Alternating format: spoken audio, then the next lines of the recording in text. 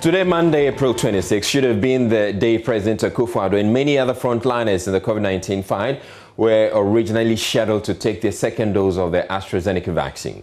It turns out, though, there are no vaccines, at least not enough, to inoculate all those who were giving the first jab, along with the president on March 1, 8 weeks ago, and the others who took their jabs in the days that followed. Officials of the Ghana Health Service had already indicated the second dose would delay by a few more weeks. But there's more uncertainty now due to supply challenges with COVID-19 vaccines the world over, mainly because the world's most powerful countries have been scrambling for them, a situation which has been compounded by the surge in coronavirus cases in India, which hosts the world's biggest vaccine production facility.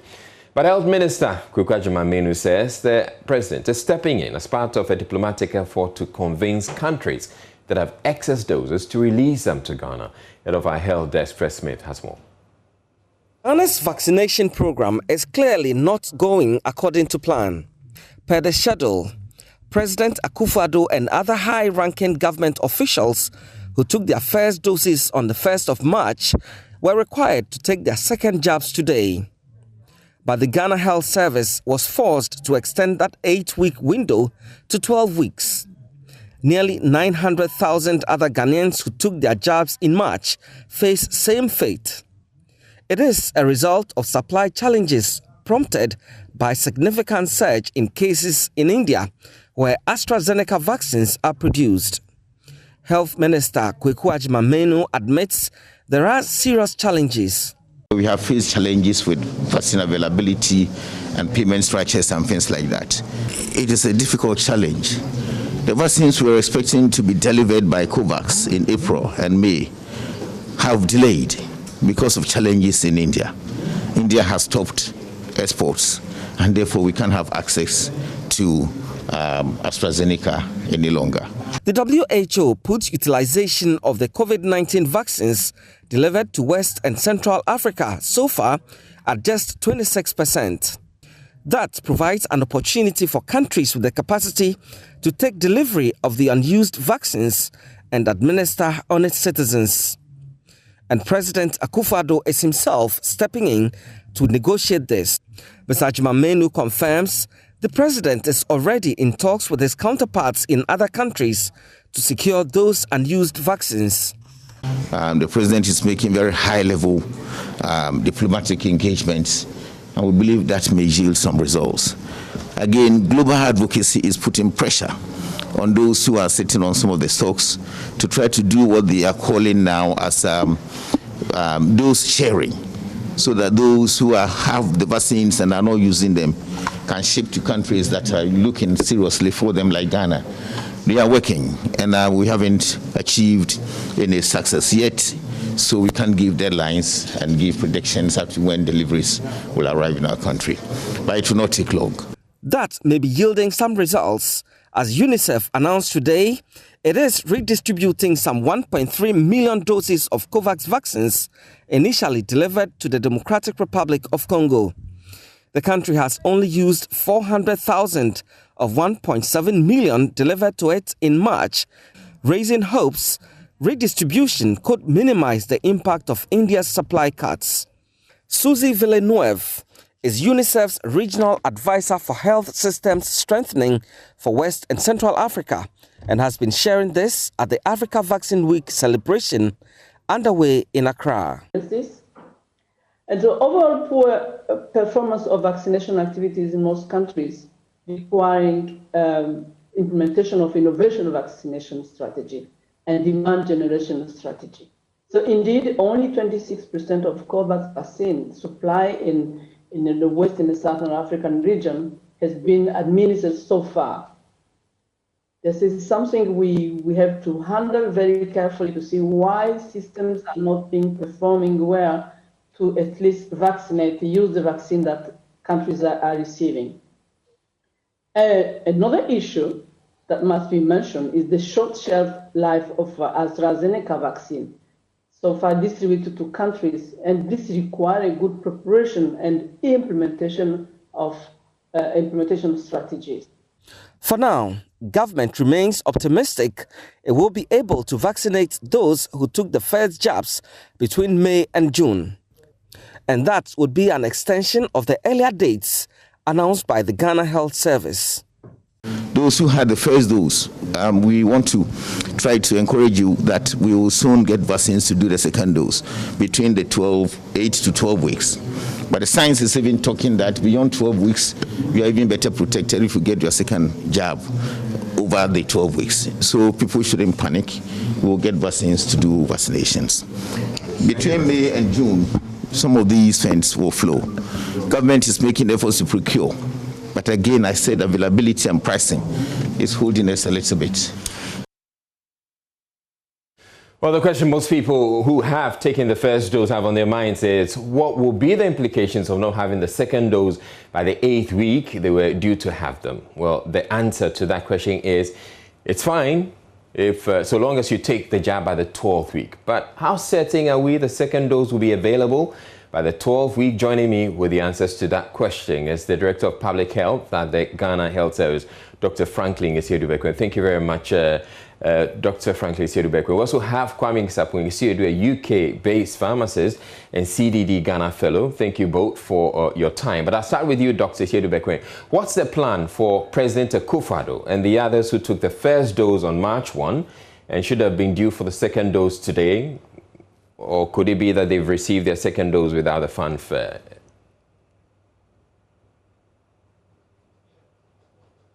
And your listeners and viewers. Yes, so I think that there's a global challenge of availability of vaccines. But I think that our government and the presidency have been working on trying to get a reasonable number of vaccines for us. And we are very certain that in the next few days we'll get some vaccine for the second dose. All right, you're taking. I thought I heard you say the next few days. Yes, as I'm saying that, I think, as I said, we have not been given off the idea that we the second dose, and we want to assure Ghanaians that in the next few days or weeks we will get the second dose. All right, so you say days and then it turns to weeks. If you could be a little more clearer on when specifically. Because the issue is that when it comes to vaccines, originally for our first batch, COVAX said we're going to get it in March, and we ended up getting it in February. Yeah. So the days will tend to vary a bit. That's why we are saying that not too distant, we will get a reasonable number of vaccines. All right, what is this reasonable number that you're talking about? Enough for all 800,000 who have received their first dose so far? So, I think that we are, as I said, we have never given up the idea that we will get the Ghanaians vaccinated. And we are exploring all avenues, whether it's the COVAX facility or other bilateral or multilateral avenues. And we want to assure Ghanaians that we will get the reasonable number of vaccines for Ghanaians. And let me say that if you look at the protocol, it's about 8 to 12 weeks. And we are just entering the 8th week. So we have a reasonable number of time to get second dose for Ghanaians. All right, but the health minister didn't sound that optimistic. He's talking about May, June. Are we looking at a situation that we may not have the second dose available by the 12th week? And should we be preparing for an eventuality like that? No, I think that there are several scenarios being looked at. There are vaccines in Europe or even the Americas, even African countries that are not being used. If you look at the MTN allocation that we had, it was such a facility that exists. So all avenues are being explored. The countries that are not using their vaccines to get them. So that I said, we have never given up the idea. The minister and the presidency are looking all possible avenues to get the vaccines for us. So we have not reached the end of 12 weeks for us to talk about a situation whereby we are not getting the dose. We are just entering the 8 weeks, and we have a reasonable amount of time to get the second dose. All right, I want you to hold on for me. I also have Kwame Sapong-Yesiedu, who's a pharmacist and a CDD Ghana fellow. He's based in the UK. Mr. Kwame Sapong-Yesiedu, I want you to explain to us, with your knowledge of the global supply chain when it comes to vaccines, should we be that optimistic that we are going to get these vaccines before the 12th week? Good evening to all your listeners and good evening to Kofi as well. Thanks, Israel. The first thing I would say is that there was an article published in The Economist on Saturday, the 24th of August, which quoted our health minister. And our health minister was unequivocal in saying that they had been trying to explore bilateral agreements. He had so far had 50 meetings and it had yielded virtually nothing. To quote him, he said, nobody is listening. And then he sighed. This is an article that was published virtually 2 days ago. The other thing we need to look at is that all the vaccines that middle-income and lower-middle-income countries were hoping to get are mainly Indian-produced. And so even though India hasn't logged that, the uptick in India has affected their production capability. India has also said that they would not export any vaccines until they have immunized a significant number of their population. So that's going to affect supplies to COVAX. And in fact, COVAX has alluded to that fact today, that they would have supply challenges.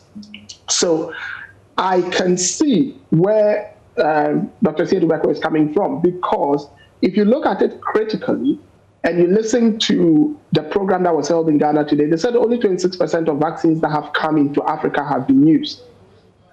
Today, it has also come out that the Netherlands are going to destroy a significant number of AstraZeneca vaccines because they are not going to use it. I think that is diabolical.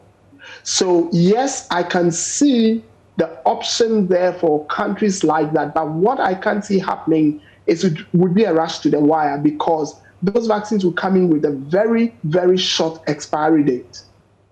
And that would give logistical challenges. But even then, I am not too sure if we even explore all that routes, we will get enough to meet the numbers we are looking at. So that is where I have a concern.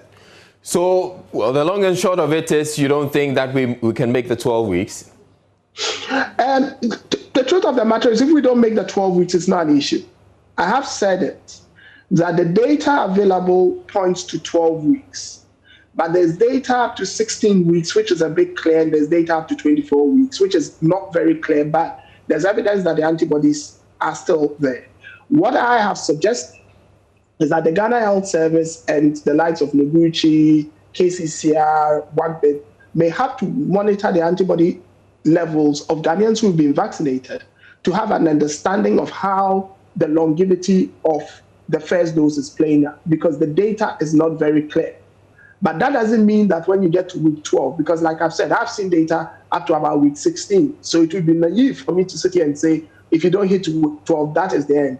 In fact, the Joint Committee of Vaccination and Immunization, the JCVI in the UK, actually guidance even for the UK is, if you miss week 12, you vaccinate at the next opportune occasion.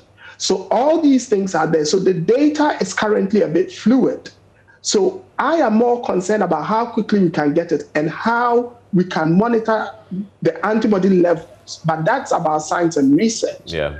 But to say that we are going to hit hard and fast week 12, I wouldn't stick my head out and say that it's going to come by week 12, because the supply chain is very erratic. All right. Now, should we have probably then used the first consignment of doses that came through to inoculate just enough people, for every one of them to have 2 doses each, rather than sharing, as has been done now, where we have 842,000 plus who have just a single dose? No. It would be very unintelligent if the Ghana Health Service has gone on to give 2 doses to people and leave a large number of people, because the data is clear. If you look at the UK data, only about 12% of the population have got 2 doses. About 67% of the vaccinatable population have got 1 dose. And the drop in cases, mortality and hospitalization is phenomenal. All three categories are above 90%. So the more people you can get at least one dose into, the better. So anyone who thinks 2 doses for less is thinking about protection of the individual and not protection of the populace. And that would be very, very wrong.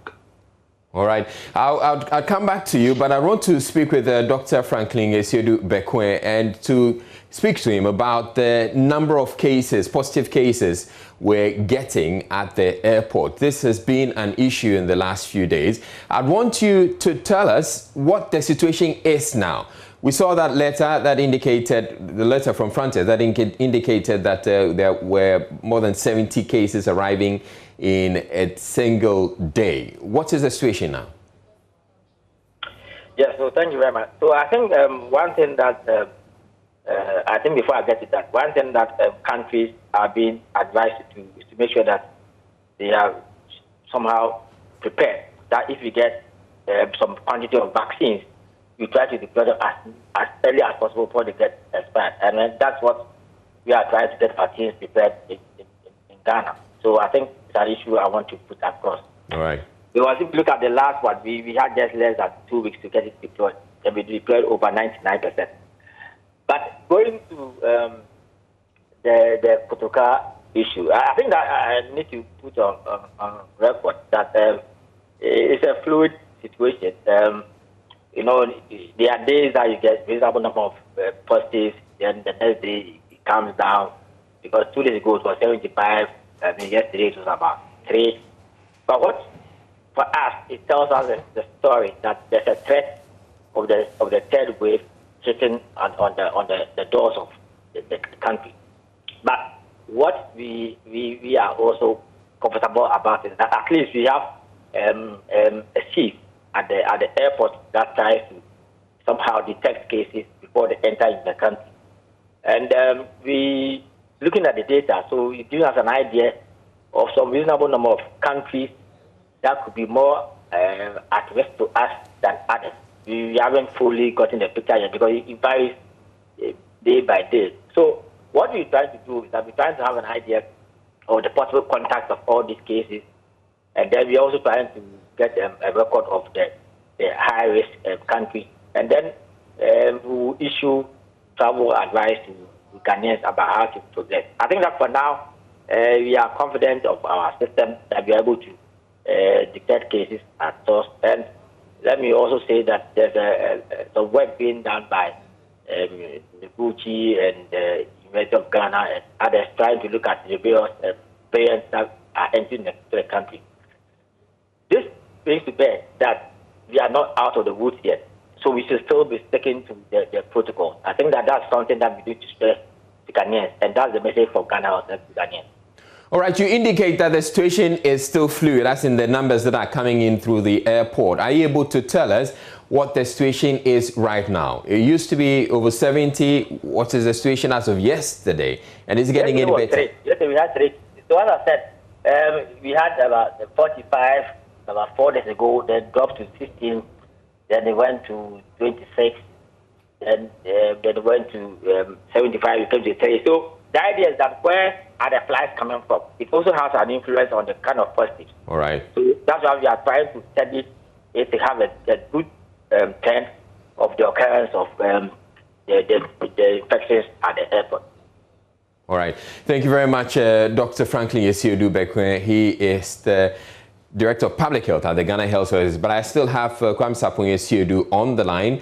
Now, Mr. Sapong-Esiedu, should we be concerned about the cases that the positives that we're picking up at the airport, considering that there's a third wave in parts of the world?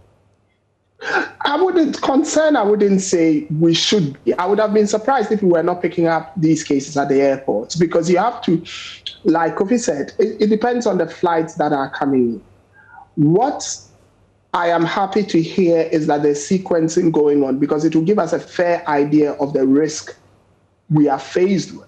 All right. Without an idea of the risk we are faced with, because depending on the variant, the contagiousness is different, the infectivity is different, and the ability to get people more and more sick is different. Some are very high, some are less.